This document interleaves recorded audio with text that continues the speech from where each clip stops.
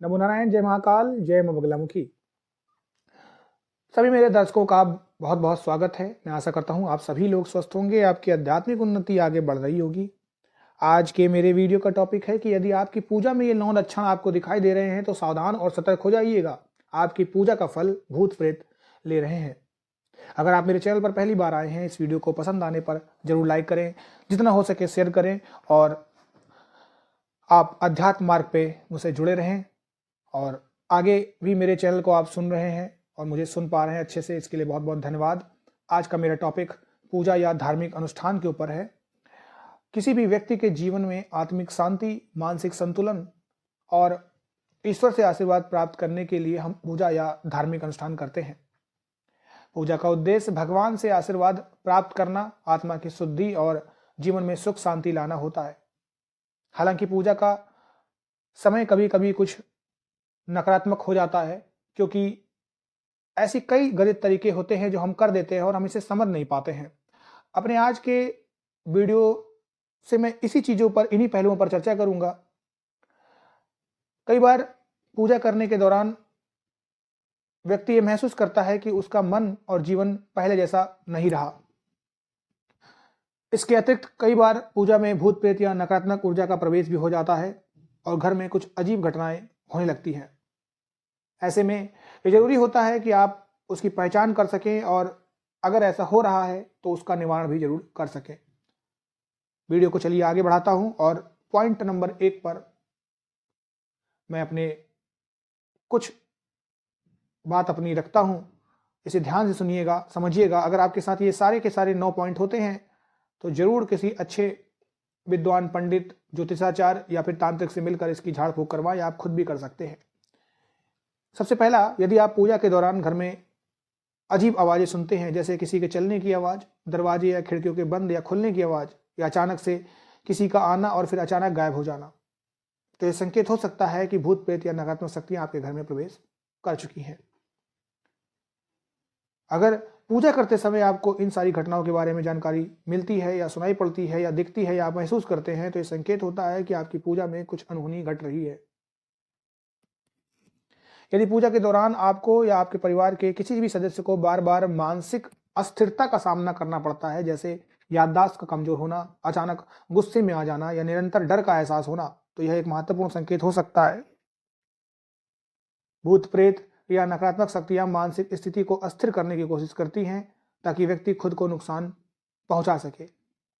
यदि पूजा करने के बाद आपको और आपके परिवार के सदस्यों को अत्यधिक थकावट, कमजोरी या चक्कर आने की समस्या हो रही है, तो यह भूत प्रेत या नकारात्मक ऊर्जा के प्रभाव का संकेत हो सकता है। सामान्यतः पूजा या धार्मिक अनुष्ठान से ऊर्जा और शांति प्राप्त होती है, लेकिन अगर पूजा के बाद शरीर में असहनीय थकान और कमजोरी का अनुभव हो तो इसे नकारात्मक शक्तियों से जोड़कर देखा जा सकता है। यदि आप पूजा के दौरान अचानक से घबराहट या भय का अनुभव करने लगते हैं, जैसे कोई अप्रत्याशित भय महसूस होता है या अचानक से घनीभूत अंधेरा घेर लेता है, तो यह संकेत हो सकता है कि आपके पूजा स्थल पर भूत प्रेत या नकारात्मक ऊर्जा का प्रभाव है। यदि पूजा के दौरान आपके घर में डर का माहौल रहता है, आपके अंदर डर का माहौल रहता है, तो यह कोई कारण नहीं होता है। यह संकेत है कि कोई नकारात्मक शक्ति आपको घेरने की कोशिश कर रही है। पूजा में दीपक या धूप की महक बहुत महत्वपूर्ण मानी जाती है, लेकिन अचानक से अगर आपका दीपक बुझ जाए, उसकी लौ तेजी से धीमी हो जाए, या फिर आपकी पूजा के दीपक से या फिर धूप बत्ती से महक की जगह में अगर बदबू आने लग जाए, तो यह भी संकेत होता है कि सकारात्मक ऊर्जा की जगह में नकारात्मक ऊर्जा विघ्न डालने की कोशिश कर रही है। यदि पूजा करते समय अचानक से आपके पूजा स्थल पर किसी भी प्रकार की घिनौनी गंध या अजीब सी बदबू आने लगे, यह गंध स्वाभाविक रूप से शुद्ध और शांति देने वाली बिल्कुल भी नहीं होती है, बल्कि यह नकारात्मकता का परिचायक हो सकती है।